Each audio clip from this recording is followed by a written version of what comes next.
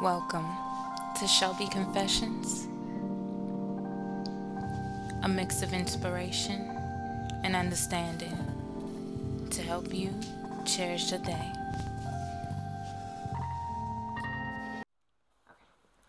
So, today I want to talk about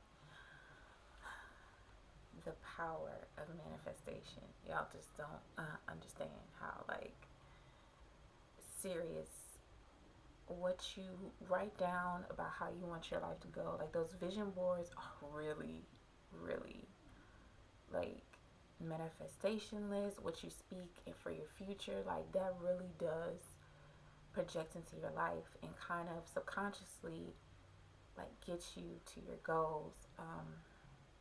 One thing I noticed is that I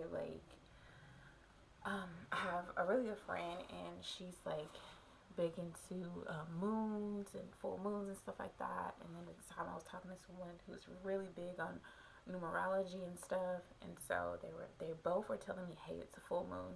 You need to project your future. Like, you need to have your manifestations and pray.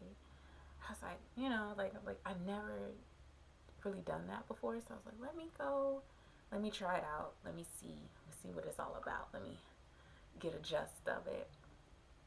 And so I sat there, lit my candles, and began to pray. And I remember particularly my prayer was, okay, so I want a new car. I would like a new job. I just want to be able to provide for my daughter, spend more time with my kid, grant me peace, protect me from all individuals that mean me no harm, that are not genuine, that are not authentic, that cannot bring us peace of mind and stability and genuine love. Like, my main thing was, I want genuine individuals around me and my daughter. I want our health to be substantial, and I want us to be mentally prepared for, the years to come. And that was my prayer, and then I prayed for my friends and stuff, but that was my prayer for me and my kid. So then, like, a couple days after that, I got into like this massive car accident. And I say massive because it was shattering to me mentally. I was driving to go pick up my daughter from daycare from work, frustrated, but hey, I was at the light.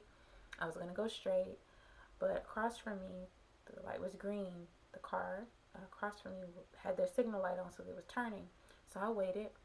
As they turned, I looked straight.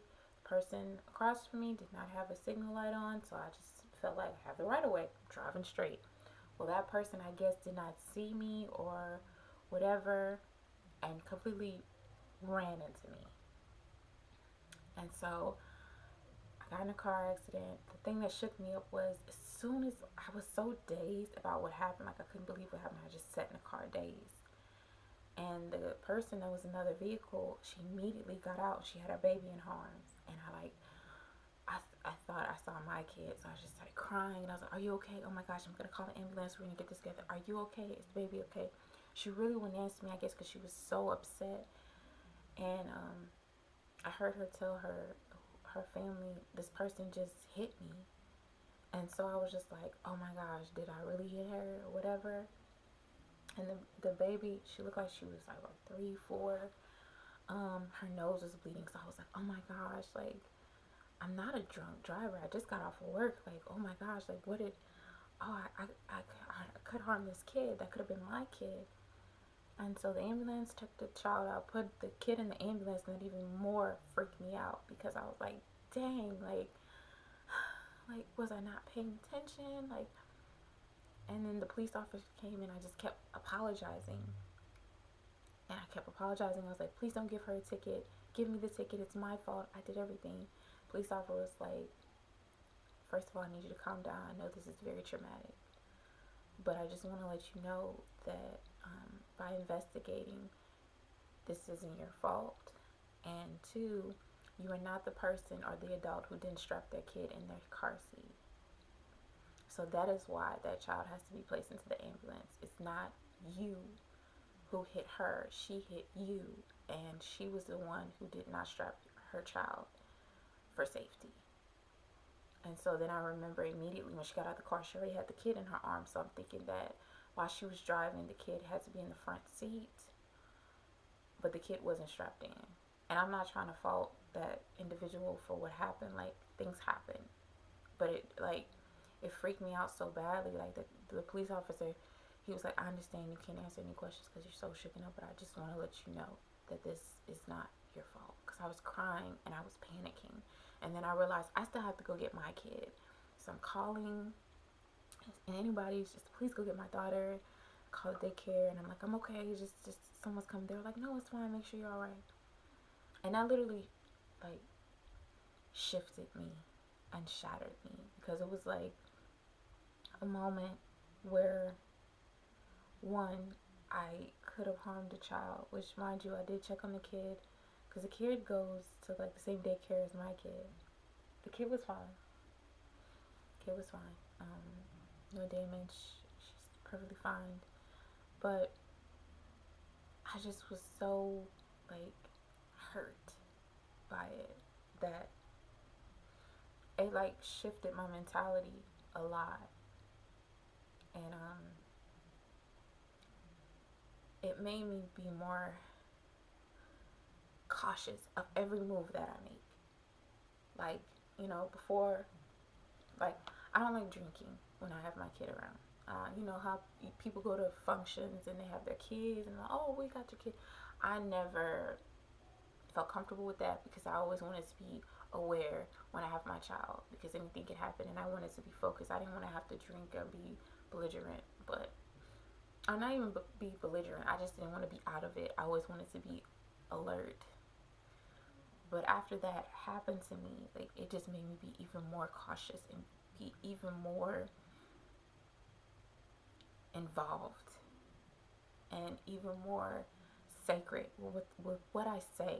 Like, to the point where it was like, literally, I never wanted to say something that could cause anybody harm. I didn't want to talk about my feelings too much, because I'm like, I could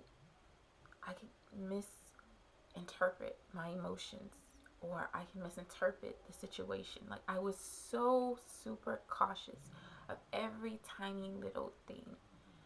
And I guess it changed me as a person, because it's like, at the split second, whether it's my fault or not, I could be taken from my daughter. And then she won't have both her parents. That, like, freaked me out. And so I was dating someone at the time, and I grew distant, and I didn't want to express how I felt, because I didn't think anyone would understand, which at the time she understood but didn't really. And then, like, I just was very cautious, and I was more caring, because I cared about people's feelings and emotions. I cared about how I felt. I cared about my kid, how she feels. Like, the accident really pushed me to set boundaries. And then I had got to a point where I didn't even want to do the podcast, because I'm like, anything that I say can be misconstrued or turned and flipped. And, like, I was very sensitive about what I say. Like, what I say is so, like, impactful. I feel like that at that moment I was like, my actions will determine how this will play out. And I never really sat back and thought about it. Like, I manifested a new car. It wasn't the option I would have taken, but I spoke that into what I wanted. The universe is like, okay, girl, we got you. You ain't gonna like how you gonna get it, but you gonna get it. And I asked for a peace of mind for my job. It was very stressful at the time, and I was just like, I'm making money, but I'm not really making what I need, and it's just not compensating. And then I got a call for a new position at a different company, from two companies actually, like, back to back. And I reflected on, like, why is this all happening at once? Like, everything was happening at once. Lost a car, trying to do this, and this, losing money, da da da. And what irked me at this huge transition that I had asked for in my life, and this huge vulnerable moment of dissecting my movements and my actions and my phrases and how I respond to things, like being very cautious of it, also was projecting a shift in my story and my choices, all of what I manifested. And I never realized it until like recently, like, this is what you asked for. And a lot of times we'll ask for change. We will beg for change, cry for a resolution, cry for this new thing, this new era of our lives. Yet we don't understand what it's going to take to get those transitions. And with my car accident was such a huge shift in me as an individual. It was like a weak point, a soft spot. And it made me like, okay, so I was talking to someone, and just certain things they would say would just like affect me. Like, I don't have that, I don't have this, I don't have this. I started naming all the things that I don't have, and I was like, I can't date this person because I don't have my stuff together. And it weighed on me. Like, all these things, emotions were shifting. When I asked for like the universe to provide me with genuine people, positive enlightenment, and like an awakening of myself, and just a spiritual peace. I asked for peace. I didn't realize how, with those actions I asked, that there were going to be a lot of uncomfortable conversations and uncomfortable moments for me to realize what is peace for me. What could grant me that peace? Like, there was just like this whole escalation of like, this is uncomfortable. This is unrealistic to get me to a point where, okay, this is what you asked for. So this is the drastic change that's going to transpire. And it was effective. And I didn't realize how effective it was until like it became even unbearable. Like, I was just like going to a depressed state again. And I'm like, I went to therapy. I got my crystals. I started praying. I did yoga. I'm eating right. I'm drinking my tea. Girl, what is going on? Like, it was just like frustrating. Like, I am trying to be a good person. I'm watching what I say. Like, I don't even buy myself stuff. Like, I don't even know what's going on. Like, it was just like a whole trickle effect. And then my homegirl was like, okay, so when I told you to manifest, you gotta be prepared for what you're manifesting. You ask for this change. Change is an uncomfortable process. And when she said that, I was like, drop mic. It's not a joyful process to change who you are, or what you see in yourself, or your environment, or your habits. It's a very uncomfortable, very sad, very depressing, very emotional transition to change you and what you want. It's not going to be easy. And that like baffled me, all from a car accident and a manifestation list and prayer. Honey, you gotta be careful what you pray for. And you hear that joke and you're like, oh my gosh. But it's true. It's true. Change is an uncomfortable process that will shift you and make you evaluate everything. Like, this is the studying process of you practicing for your test and your achievement and your blessing. Nothing comes easy. Nothing. There's always a process for it.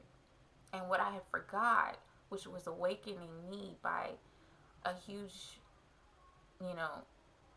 accident, was the value of me, the value of my daughter, the value of what I bring to the table, the things that I need to work on for myself, how I do need to be selfish so that I can invite genuine and adequate people, and so that I can mentally be thankful for every little thing that I got. So after realizing that, hey, this is what you prayed for, this is going to be very uncomfortable, intolerable. Because I started to feel like, okay, I got to find a car and da da da.